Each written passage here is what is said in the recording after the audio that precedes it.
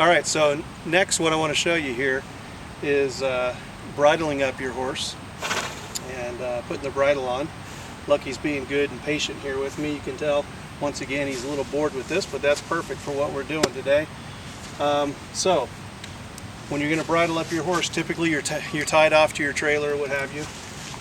So I'm just going to drop this halter and then tie it on his neck, just so he's caught up and he can't walk away. Always tie it up, you know, just like you normally do. And you can see here, I actually prefer the Makati reins.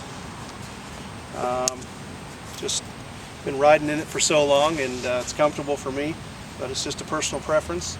So you want to put your brow band, okay? Here's your brow band and the top of your bridle here. Just run it through your arm, your left arm, right through the headstall, as well as your loop reins or your split reins, and just gather. I'm going to grab his nose with my left hand. I'm going to run that loop rein right over the top of his neck. All right. Then you want to be able to rest your arm right here on between his ears. Here, Lucky. Hand that off to your right hand. And I want to cup that snaffle bit or curb bit in your left hand.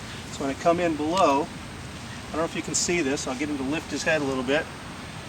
So you want to keep that chin strap out of his mouth, of course, but I'm going to scoop him up, stick my thumb in here to get him to open his mouth, and very gently I want to pull with my right hand to pull that bit into his mouth, and being careful not to bump his teeth. You know, you get a horse that really doesn't like bridling, either taking the bridle off or putting it on. A lot of times it's because people are too aggressive and too firm at putting that bit in their mouth, bumping their teeth. So stick your thumb in there, in that spot where there's no teeth, rub your thumb on the roof of his mouth. He'll open up, and very gently pull that bit into his mouth. Okay? Now you want this outside ear to go on first. So we're just going to bend the ear, drop that bridle over here, put that right ear, push it in, and then you got to adjust your brow band. So it's, you know, you want to think about if you were wearing something like this, you'd want it to be comfortable. So don't go off and riding your bridle, you know, with it cockeyed like that. Make sure it's nice and fits nice and snug. See how it's off over here? I come over and I'll adjust that up. Okay? So that brow band is sitting nice and comfortable on him. As far as wrinkles, no wrinkles, 1 wrinkle, 2 wrinkle. You've probably heard a lot of different advice on that.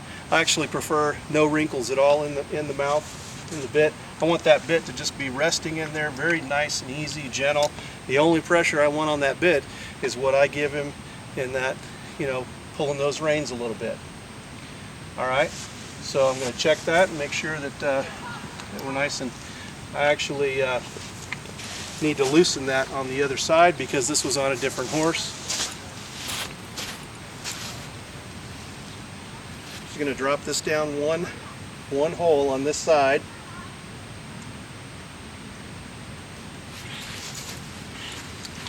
And I just want to make sure that that bit, as I'm looking at it from here, that it's nice and even, okay? All right, then you're going to do up your throat latch.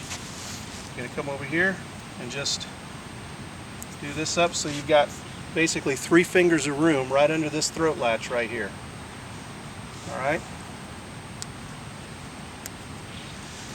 And of course, as you know, with that Makati rein, you can just stuff that right under your belt loop.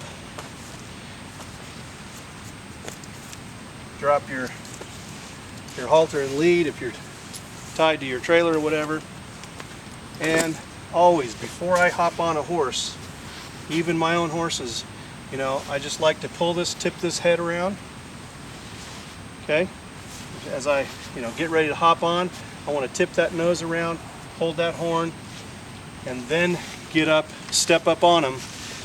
Because if your horse tends to walk off as soon as you hop on, and you've already got his head tipped, he's not going to go far. First of all, you pull him in a circle and you just hold him there until his feet stop moving, number one. And as soon as his feet stop moving and he gives nice and easy to taking up that slack as you're pulling him around, then you can give him a release. But do not release that rein until his feet have stopped moving completely. Alright, so let me just finish up here with taking the bridle off, because as I mentioned earlier, you know, that's another tricky thing that you want to be very cautious about on not bumping those teeth. So once again, I'm going to tip his nose around towards me. I'm going to grab the headstall, slide it over the right ear, the off ear. I'm not letting it out yet. Once again, I'm just holding it here. I'm going to let it very gently, as he opens up his mouth, very gently and easily let that bit go.